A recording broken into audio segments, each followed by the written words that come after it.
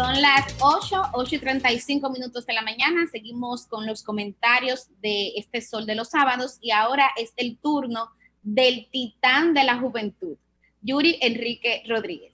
Muchísimas gracias, Millicent. Muchísimas gracias, compañeros, compañeras. Gracias a todos los que escuchan y ven a el Dream Team de la radio, el programa más influyente de los fines de semana. Y cuidado, como dice Susi. En el día de hoy quiero hablar sobre un tema muy importante y es sobre la transformación cotidiana que tienen que sufrir las instituciones, cualquiera que sea esa institución. Yo recuerdo en el año 2011 cuando se adelantaron las elecciones en España, siendo José Luis Rodríguez Zapatero presidente del gobierno español y evidentemente su partido, el PSOE, siendo el partido que gobernaba. Pues con todas las manifestaciones que surgieron de los indignados, no sé si ustedes recuerdan todo eso de que llenaban las plazas en España y sobre todo en las ciudades más preponderantes de ese país como Madrid, Barcelona, Sevilla, etcétera, pues generó una ola de descontento, generó sobre todo un hartazgo de la ciudadanía en el consenso reinante, por así decirlo, en términos económicos y políticos que tenía ese país. Bueno, eso dio paso a que el Partido Popular de Mariano Rajoy pues pudiera acceder al gobierno hasta hace muy poco tiempo, hace muy pocos años.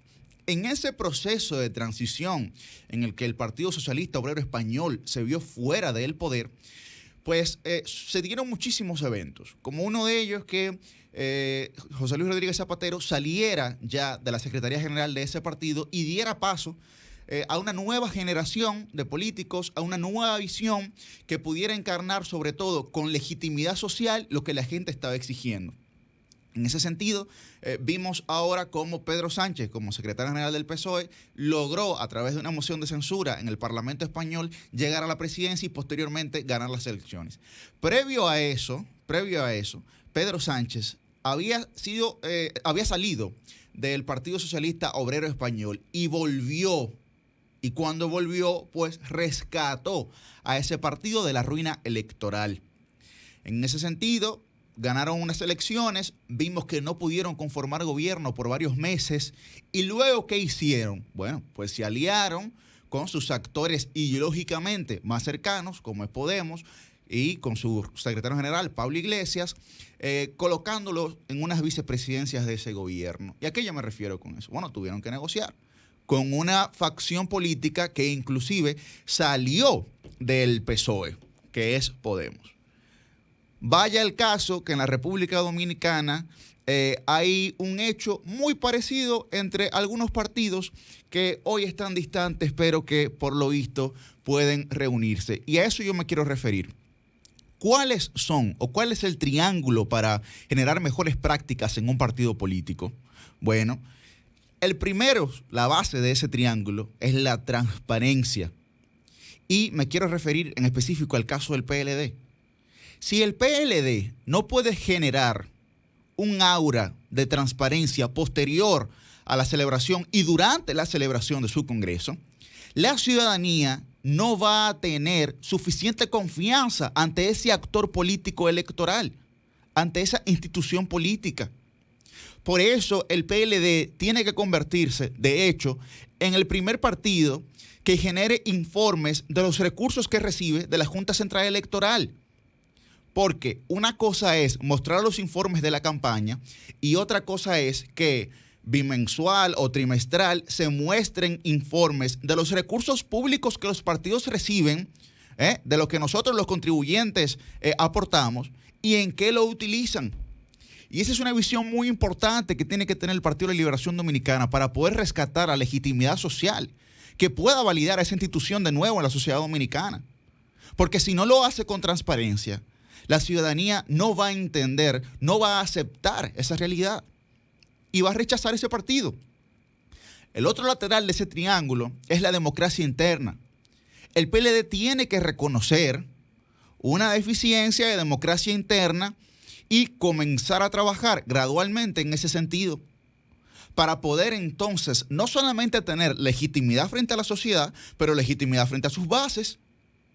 Porque el militante o el simpatizante que entiende que las cosas se hacen en términos impositivos y no en términos de diálogos, dialógicos, y en el que la voluntad de esas bases se representen en esa realidad, pues entonces simplemente van a decir, pero ¿para qué nosotros vamos a militar en este espacio?